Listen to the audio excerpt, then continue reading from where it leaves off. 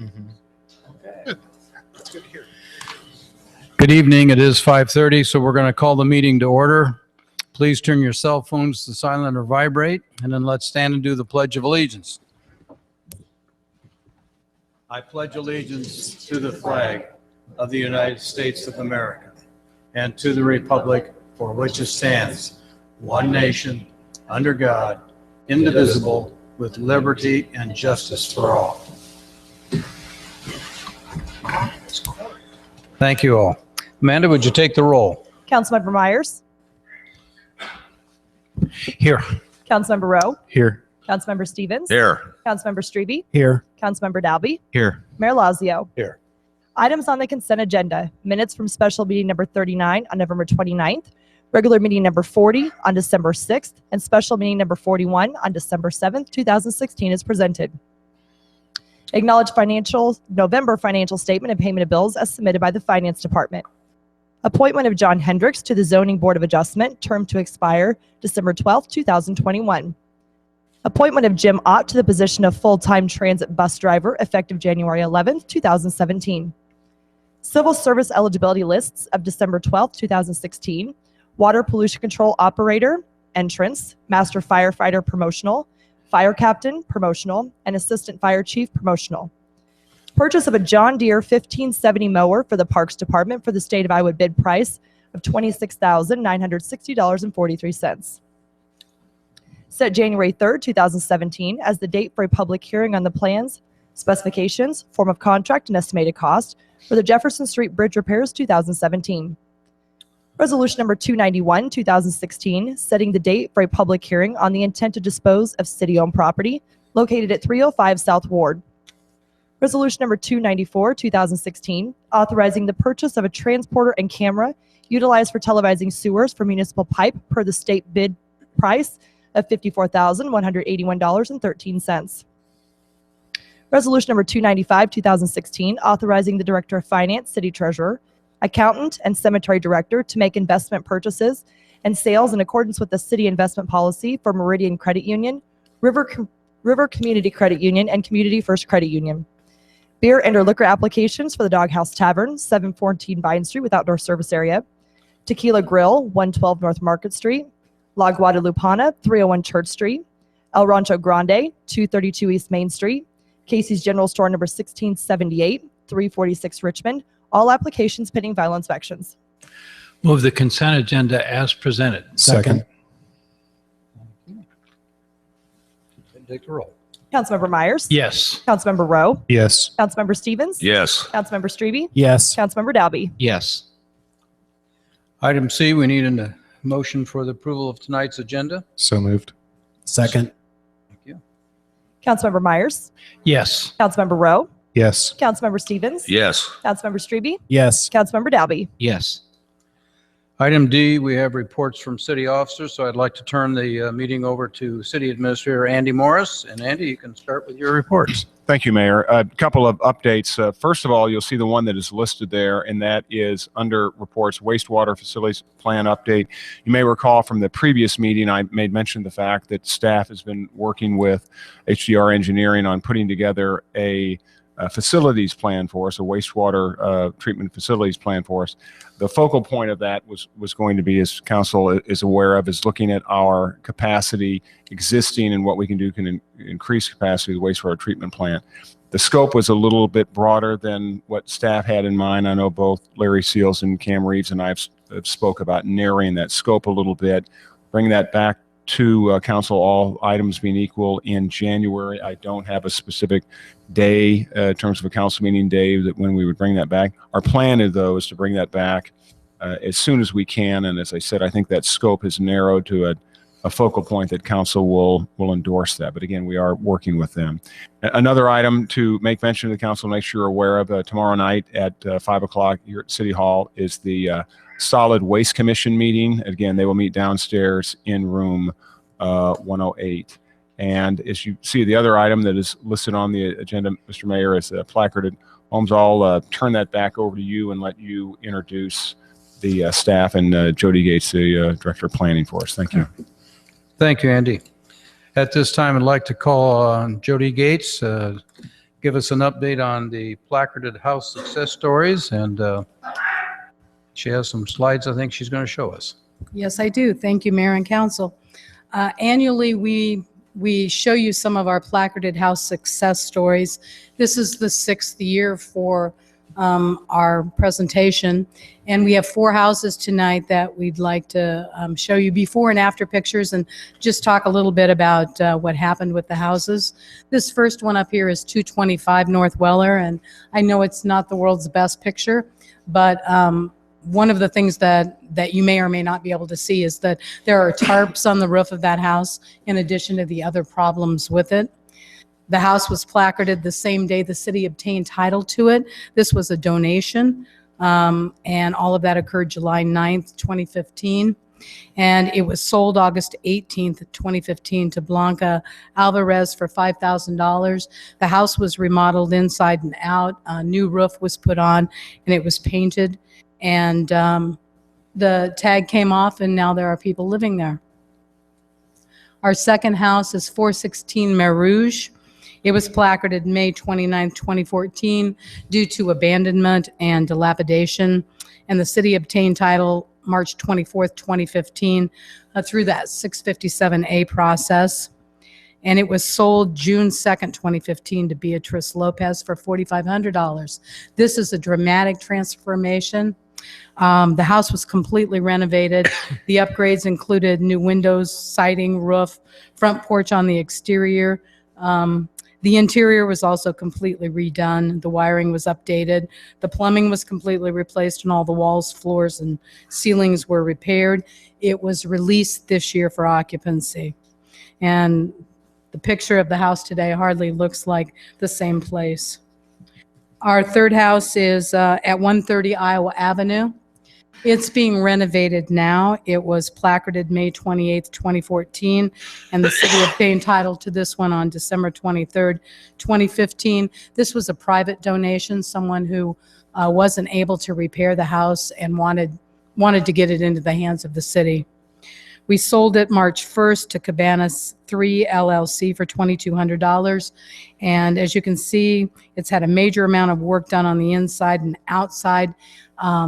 There's rewiring and replumbing going on now. And although the house is still placarded, it's because the work hasn't been finished on the inside. But the owners are on track to get this house finished and get it occupied. And then our fourth house is at 302 South Ward Street. It was placarded June 23rd, 2015. We also obtained title to this property through a private donation on May 15th, 2015, and we sold it August 18th, 2015 to Donald and Sarah Sanders for $10,600. Don Sanders, by the way, was a former garage mechanic supervisor, and he has done a major amount of work to this house, both on the inside and outside. They basically have turned the inside into a new house just by removing everything and kind of starting over. The new owners continue to work on this house, and we expect it to be finished in the very near future. As I said, this is the 6th year of the program working to obtain title to dilapidated houses and then sell them on to be repaired. In 2016, the city sold 8 houses for $34,000. And in the last 6 years, we've sold 59 dilapidated houses for nearly $300,000. Most of the houses were repaired. We did have a few of them that were demolished, and we intend to continue this program in the future. It's been very successful for us. Thank you, Jody. That's outstanding. Are there any comments or questions for Jody? Just to thank you. This is really something that needs to be done. It puts them back on the tax roll, gets rid of some of the blighted houses. And I'm very familiar with this one here at 302 South Ward that Donnie and Sarah Sanders are doing. It's completely new inside and out, and it's gorgeous. It's going to be out of this world when he gets it done. He's very particular. Yes, he is. Thank you. Thank you. Okay, well, thank you very much and keep up the good work. I think it's always great to get those back on the tax roll, and several of them are just astonishing when you look at the before and after pictures. So good job. Item E is a chance for anyone in the audience that wants to address an item on the agenda. Is there anyone that wants to do that tonight? Seeing none, let's move on to departmental recommendations. Approve the repair of transit bus number 10 in the amount of $13,889.98. Recommendation, approve the repair. Is there a motion? Move the recommendation as presented. Second. Thank you. Good evening, David. Good evening. Thank you, Mayor and Council. Welcome. Unfortunately, our bus number 210 has got a blown motor. And it's going to cost just short of $14,000 to repair it. That's about $8,000 or about $7,500 for the motor. The rest in miscellaneous parts and labor, which I provided that quote to everybody. We don't really have any choice due to the DOT's policy of good repair. The bus has not reached its useful life, so we must repair it. We're going with Carl Chevrolet. They know these buses. They'll give us good turnaround time, which is extremely important. We don't have extra buses. We can't not do something because we don't have a bus. Also, they're giving us a discount on all the parts. And I firmly believe it's the best way to go. We have to take it to someone who can do the heavy diesel work. It has to be reprogrammed when it's done, which means towing it from one place to another.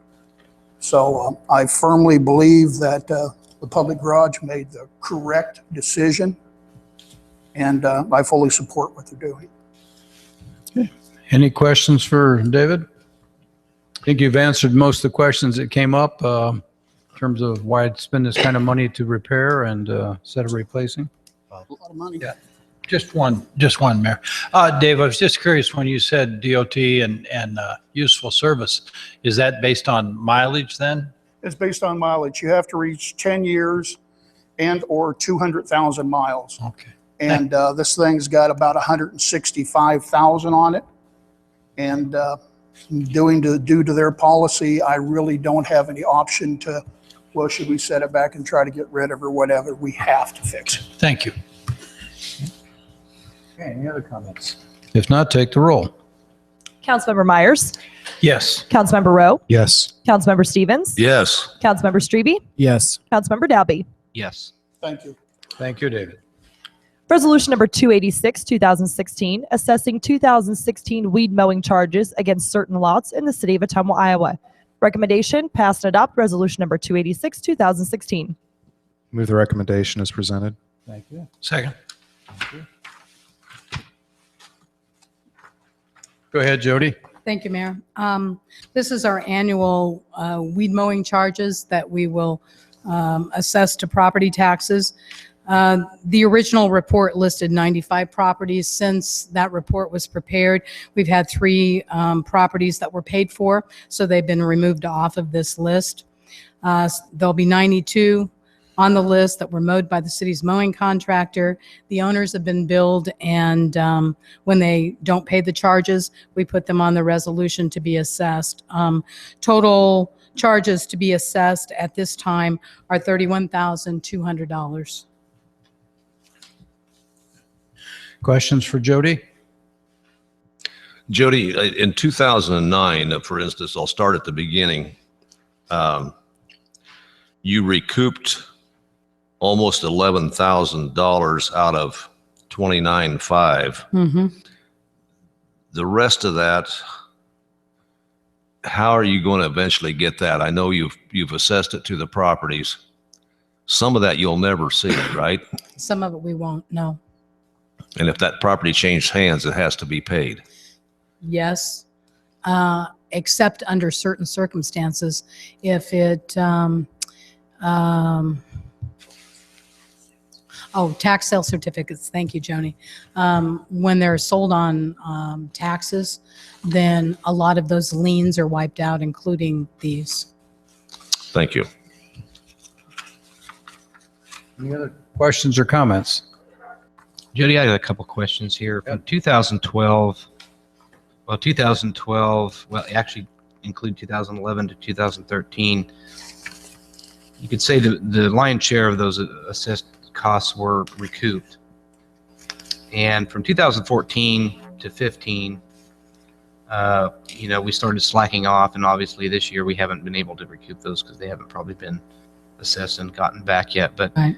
those 3 years in there, a lot of those were recovered. Is that just simply because a lot of those did not go to tax sale? Some of them might have gone to a tax sale. Others maybe didn't. Maybe they just sat. It's hard to say. And were fine. They might have been foreclosed on, for instance, or perhaps somebody eventually bought the property and then brought the taxes up to date. You don't always recoup all of these, or even the lion's share sometimes in a year. Sometimes it takes 2 years or longer. So I believe that what you're seeing in 2011, 12, 13 is that continuing recouping, Wow. $500, $600 every half or every year, maybe that you didn't have before, because the monies, as the county collects them for any particular property, they continue to come over to the city. Right. So it could take, a couple of years and we could still see some from, a year or two ago. Absolutely. Okay. Yeah. Absolutely. How long is that assessment for? If you put it on the taxes, how long, is that over a 10-year period or a 5-year period or? No, it's an immediate assessment. I mean, these that we're sending over now, they'll show up on taxes for September, I believe. But do they have a period, they don't have to pay them all at once on the first time they pay the taxes? Is that prorated over a period of time? It's not like the old sidewalk assessments. It's different than that. Okay. It all goes on the bill at one time. And I don't really know if customers have the ability to maybe only pay part of it. I think if you pay part of that assessment, then part of your taxes are left unpaid and they could become delinquent. Oh, okay. Thank you. Good questions. Any other comments? Mark? Are a lot of these properties that are being mowed, are they empty lots, or is there actually a dwelling on the land? A lot of them, there are dwellings on the property.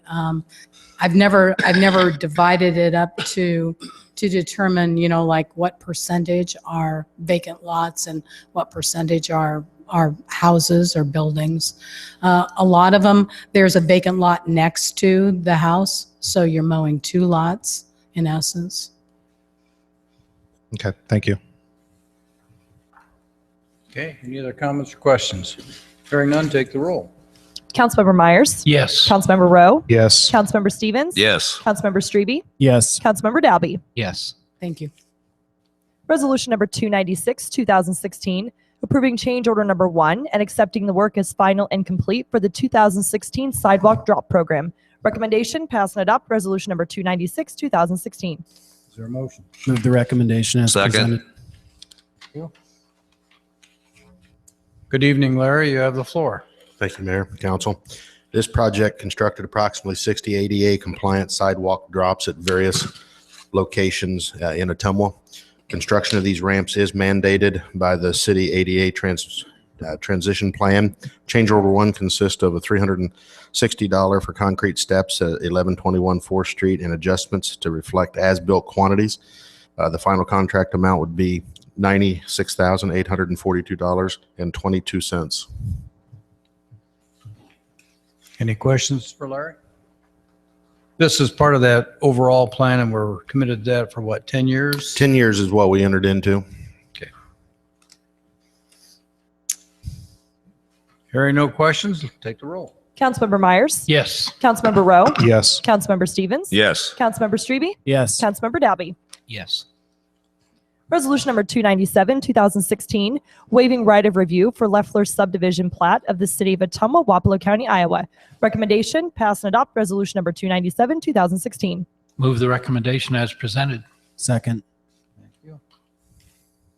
Good evening, Kevin. You go ahead with your presentation. Thank you, Your Honor. This is, Leffler subdivision was a kind of a split of property where the homestead was being split away from the larger farming acreage in this case. And we're acting under the auspice of 354-9 State Subdivision Code to waive our right for further review of the subdivision. It is in the county in this case, so, and it just being a split off and either a familial issue or just a sale from one individual to the other, where the individual who owned the greater piece of property in the beginning wanted to keep that acreage for farming purposes, I'm assuming. So we decided to recommend waiving a right to review on this one. Any questions for Kevin? Okay, hearing none, take the roll. Councilmember Myers, Yes. Councilmember Rowe, Yes. Councilmember Stevens, Yes. Councilmember Strebe, Yes. Councilmember Dalby. Yes. Thank you. Kevin. Ordinance number 3102, 2016, amending the Code of Ordinances, Municipal Code of the City of Ottumwa, Iowa, by repealing Chapter 27 in its entirety and enacting a substitute in lieu thereof. Recommendation A, pass the third consideration, pass and adopt ordinance number 3102, 2016. Is there a motion? Move the recommendation as presented. Second. Go ahead, Jody. Thank you, Mayor. This is the third reading of this ordinance. It will, when adopted, replace the existing plumbing code, which is the state plumbing code, using the 2009 Uniform Plumbing Code with amendments. The new plumbing code will also be the state plumbing code, which is now the 2015 Uniform Plumbing Code with amendments. Staff has not received any objections or comments about this proposed ordinance. Okay, any questions or comments? You've all had a chance to see that in your packet. Okay, hearing none, take the roll. Councilmember Myers, Yes. Councilmember Rowe, Yes. Councilmember Stevens, Yes. Councilmember Strebe, Yes. Councilmember Dalby. Yes. Recommendation B, resolution number 292, 2016, establishing fees for plumbing permits in the city of Ottumwa, Iowa, and rescinding resolution number 202, 2012. Recommendation, pass and adopt resolution number 292, 2016. Move the recommendation as presented. Second. Thank you. Go ahead, Jody. The resolution will increase plumbing permit fees by $1 to $5 from the 2012 resolution. 2012 was the last time we adjusted fees. The city issues approximately 200 plumbing permits each year, and we expect the fees to increase by $300 to $500. Any questions for Jody? I have a question, Your Honor. What is the justification for raising the fees, Jody? To try to keep them current with today's prices. So then would that be, these fees go to cover what as far as the city's concerned?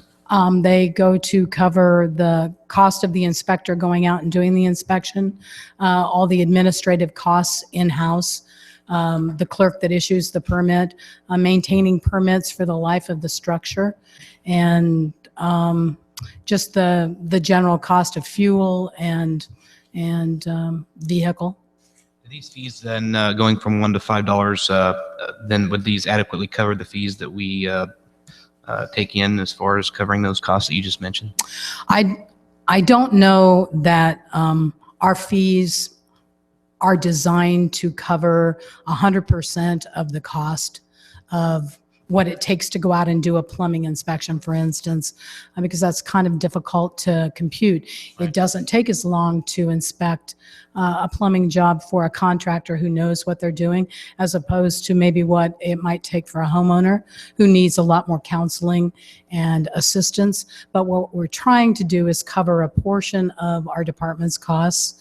And generally what we compute is that we want to cover right now, we're covering between 50 and 75% of the cost of what it takes to run the Health and Inspections Department, and we're trying to at least maintain that percentage. Right. So these are kind of off of a scale. Then it's kind of a generally accepted amount that would cover, a like amount or a like community of our size that would be covering 75% of those costs. Exactly. Okay. Thank you very much. Good question. Any others? Okay, take the roll. Councilmember Myers, Yes. Councilmember Rowe, Yes. Councilmember Stevens, Yes. Councilmember Strebe, Yes. Councilmember Dalby. Yes. Ordinance number 3103, 2016, amending the Code of Ordinances, Municipal Code of the City of Ottumwa, Iowa, by repealing Chapter 19 in its entirety and enacting a substitute in lieu thereof. Recommendation, pass the third consideration, pass and adopt ordinance number 3103, 2016. Is there a motion? Move the recommendation as presented. Second. Thank you. Go ahead, Jody. This is the third reading of this ordinance also.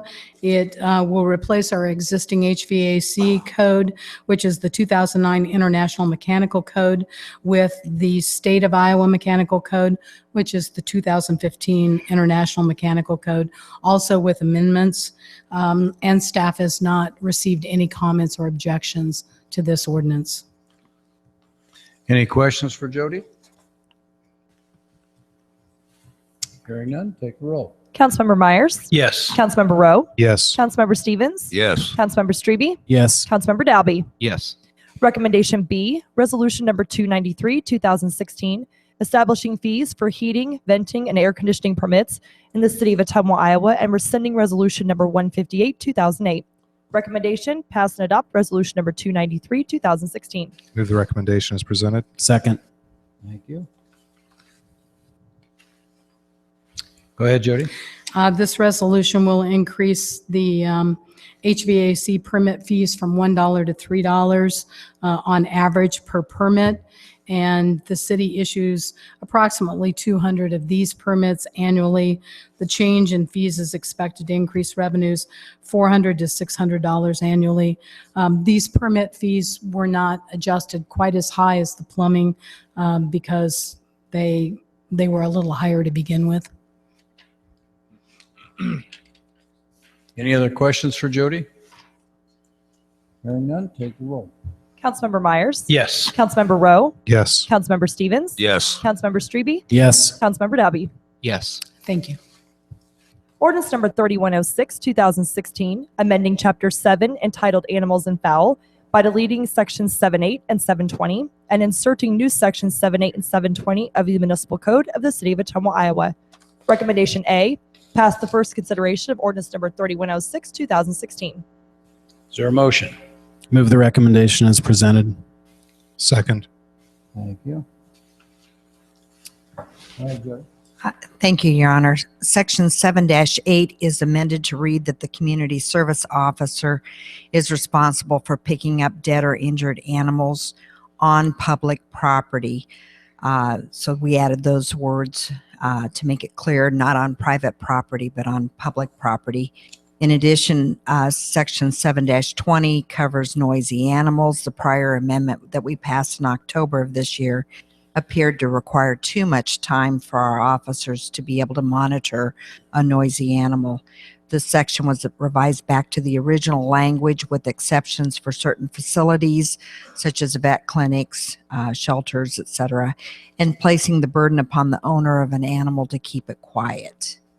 And that I would request that ordinance be passed. Thank you. Are there any questions for Joni? I have a couple. If I had a dead deer in my front yard, who would pick that up? I would have to dispose of that myself. Is that correct? If it's on your private property, yes. And if someone has a barking dog it's creating a problem in a neighborhood, I know in the past, if an officer went by and at the particular time it wasn't barking, they might park 150, 200 feet away and listen for 5 minutes. Then if they hear the dog barking, they would go to the door and say, keep your dog quiet. Is that still going to happen?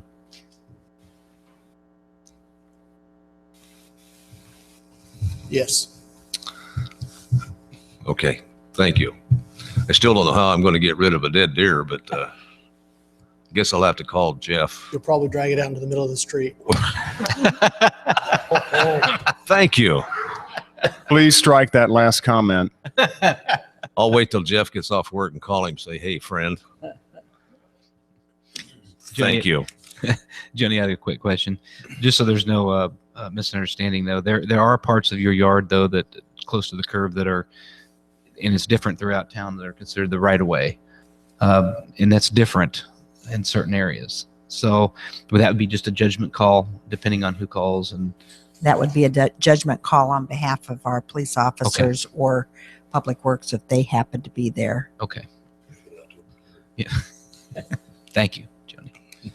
And I assume the barking dog issue, because I know I've had a number of calls. Jeff, you've had good input on that, and this is going to work for you.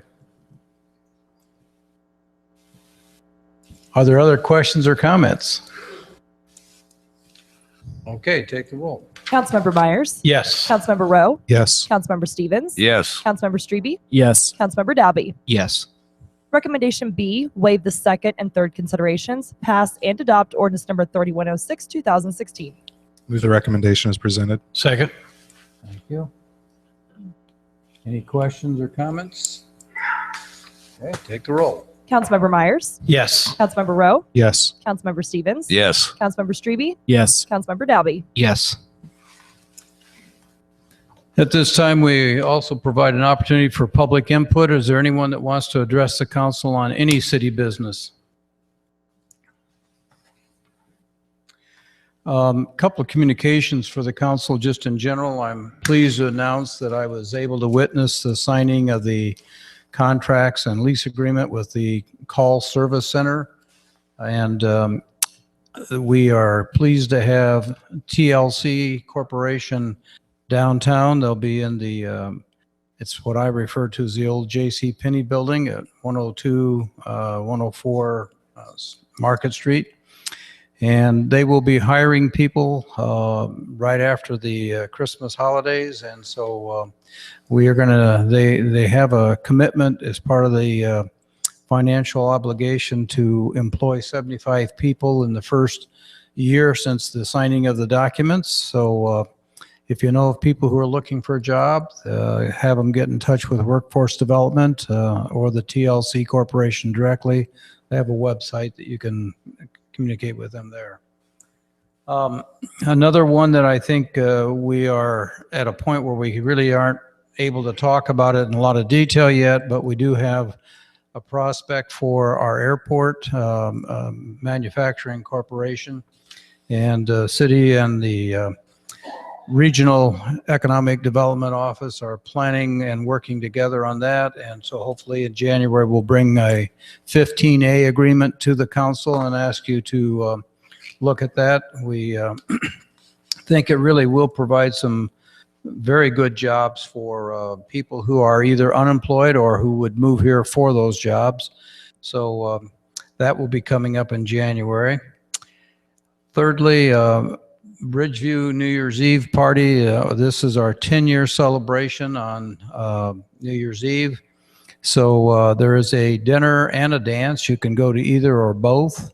And I know Councilman Mr. Myers is selling tickets, so he may hit you up for a ticket here.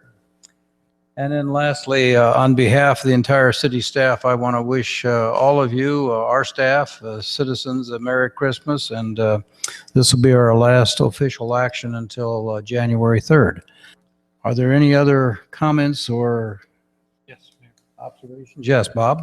Yeah, well, and I also wanted to thank all of the staff for another really fantastic year for the whole city by everybody being involved. But I also wanted to mention, I had the opportunity last Saturday during the storm to ride in one of our snowplows. And I think Jeff Croft, his time went by faster than usual because I asked him a lot of questions and stuff. And Lori drove the plow because they do that in tandem. I kind of wish Kevin Sylvester had told me. I was kind of like the kid, would it be okay if I rode in a truck? Yes, I've just called him in.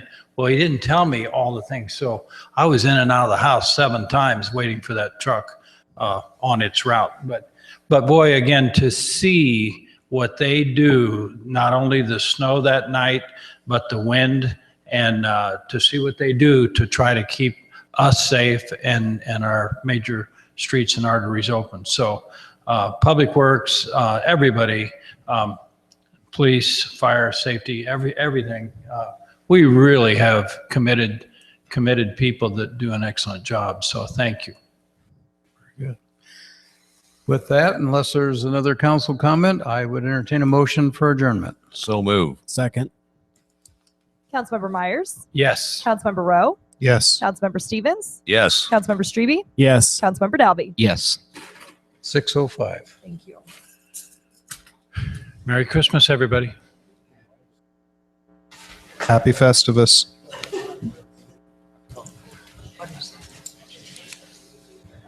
I like that. Thank you.